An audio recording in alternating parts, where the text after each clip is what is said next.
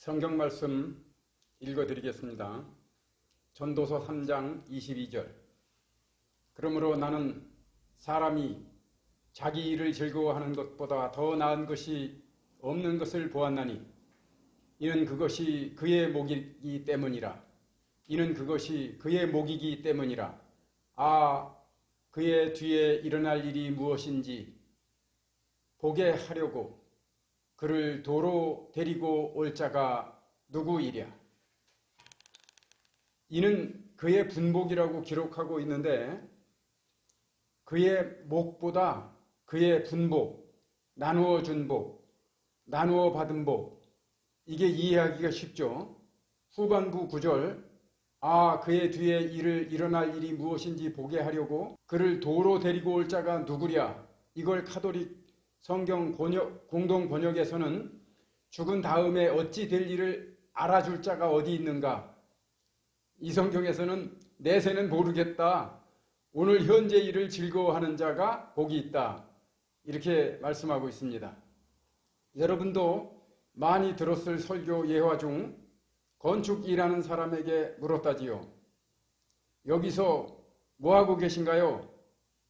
보면 몰라요? 목구멍이 포도청이라 먹고 살자니 돌 까고 있죠. 또 돌을 까고 있는 다른 사람에게 물었더니 그분은 저는요 하나님의 성전 건축, 하나님의 일을 하고 있지요. 목사들은 이 예화를 들어 전자는 오답, 후자는 정답 이런 식으로 이분법적으로 옳고 그르다고 판단하고 있습니다. 과연 이 질문이나 판단이 옳은 것일까요? 목구멍이 포도청이라 먹고 살자니 돌 까고 있는 거 틀린 답일까요? 틀린 답이라고 할 수 없습니다. 먹고 사는 일이 얼마나 중요합니까? 큰 일을 하고 있는 거죠. 다만 억지로 하는 일로 긍지도 없고 가치도 없게 보입니다.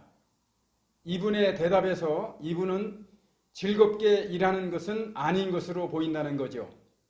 후자인 하나님의 성전을 짓고 있다. 돌 까는 사람, 목사가 설교로 정답이라고 평가받은 사람, 그 사람의 말이 팩트일까요? 성전 짓는 일, 그 일부를 하고 있는 거죠. 성전 짓고 있다.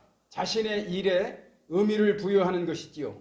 의미를 부여함으로써 자신의 일에 긍지를 가지고 즐겁게 일할 수 있는 토대가 마련된 겁니다. 왜 사느냐 묻거든 씩 웃지요. 어떤 시인의 시입니다. 여러분도 씩 웃을래요? 왜 사느냐 묻거든 대답할 수 있도록 내 삶의 의미를 찾아 사는 이유를 대답해 보세요. 왜냐하면 왜 사느냐 질문은 당신의 삶의 의미가 있느냐는 질문이거든요. 왜 사느냐는 질문은 이미 살고 있는 사람에게는 잘못된 질문입니다. 왜 사는지 모르면서 지금까지 살아왔잖아요. 우리는 왜 사느냐 질문에서 내 인생, 내 삶에서 순간순간 의미를 부여하는 과정인 것을 알게 됩니다. 나는 비록 돌을 까고 있지만 나는 성전을 짓고 있다는 하나님의 일을 하고 있다는 이 자각. 얼마나 돌 까는 내 인생, 내 일이 가치가 있습니까? 여기에 보람과 행복도 찾아오는 거지요. 자기 일을 즐거워하는 자, 첫째는 플레이어, 엔조이어입니다. 일이 있다는 자체로 나는 쓸모있는 자입니다. 용도 폐기된 쓸모없는 존재가 아닙니다. 우리는 자기 일을 즐길 때 거기 복이 있습니다. 노동이 아닙니다. 엔조이, 플레이어입니다. 제주도 여행을 갔었는데 딸이 운전을 하고 다녔습니다. 딸이 하는 말, 아빠가 운전할 때는 아빠가 우리를 위해서 고생한다 생각했었는데 이제 생각이 바뀌었답니다. 왜? 운전해보니까 운전이 힘든 일이 아니고 즐거운 드라이브였다. 앞으로도 가정여행에서는 이 즐거운 드라이브 자기가 하겠다고 합니다. 음식을 하건 공장에서 공장 일을 하건 공부를 하건 즐겁게 할 수 있기를 바랍니다. 둘째, 일 자체로 복입니다. 대가는 바라지도 않습니다. 이미 대가는 다 받았습니다. 성공 실패에 상관이 없습니다. 사람들의 평판도 상관이 없습니다. 나는 내 갈 길을, 내 할 일을 할 뿐입니다. 어떤 수고도 대가도 바라지 아니하고 마치 마태복음 20장 포도원에 맨 늦게 온 품꾼, 그 품꾼처럼 그저 불러주신 것이 고맙고 감사합니다. 제가 서한메밀집 본점 대표 네 분들에게 상동점 지점을 내줘서 고맙다. 이게 웬 떡이냐. 이 코로나 시대에 3년 차에 접어들면서 자리를 잡았다는 말을 많이 듣는데요. 안정된 일자리가 있다는 것도 분복인데 안정된 일자리가 사업장이라는 거, 이거 큰 복입니다. 이 일을 주신 하나님과 본점에게도 늘 감사하고요. 요새 또 본점은 더 잘 된다지요. 일에 감사 있기 없기. 있기. 에덴 동산에서도 일이 있었습니다. 너는 다스리라. 죄를 지은 이후에도 일은 달라지지 않았는데요. 힘이 들어졌지요. 잡초가 났지요. 이마에 땀을 흘려야 했습니다. 여자의 악이 낳는 건 다르지 아니한데 해산의 수고가 있게 됐지요. 일이 있다는 자체를 감사할 수 있기를 바랍니다. 셋째, 분복입니다. 하나님이 나누어 주신 복, 분복.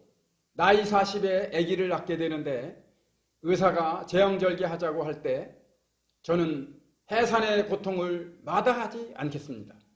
이렇게 말하는 산모가 의외로 많답니다. 이 수고에, 이 어려움에, 이 일에 즐거움이 있습니다. 그 노동 자체가 의미 있는 것입니다.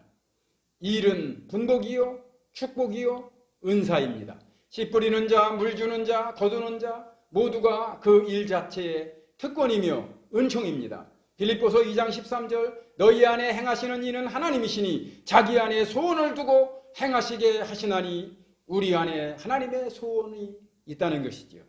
저는 1986년에 교회를 개척하고 이름을 경인교회라고 지었습니다.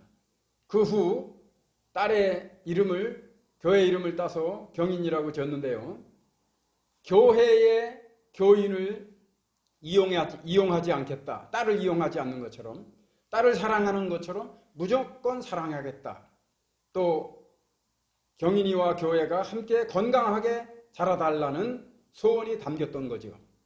지금은 휴대폰에 교회를 세워서 사기당하지 않고 누구나 돈 없어도 예배하는데 차별받지 않도록 교회를 만든 거지요. 연보를 하되 연보 또는 낸 사람이 집행도 하라. 왜? 만인사제라면서요. 만인 제사장을 실천하는 교회인 셈입니다. 자기 일을 즐거워하는 자보다 더 나은 것이 없나니 하나님이 나누어 주신 분복이로다.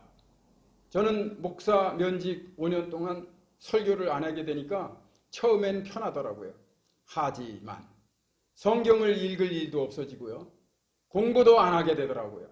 다시 유튜브 설교를 시작하게 되니까 다른 동영상도 올려야 하니까 공부량이 엄청나게 많아졌습니다. 제가 성장하고 있다는 거죠. 여기에 무슨 대가가 있는 것도 아니잖아요. 그래도 이 일이 즐겁습니다. 요 몇 달 사이 동영상 80개가 올라갔어요. 거의 매일 한 개씩 올리는 거지요. 누가 시키면 이 일을 하겠어요? 자기 일에 즐거워하는 것보다 나은 것이 없나니 이는 하나님의 분복이니라. 아멘.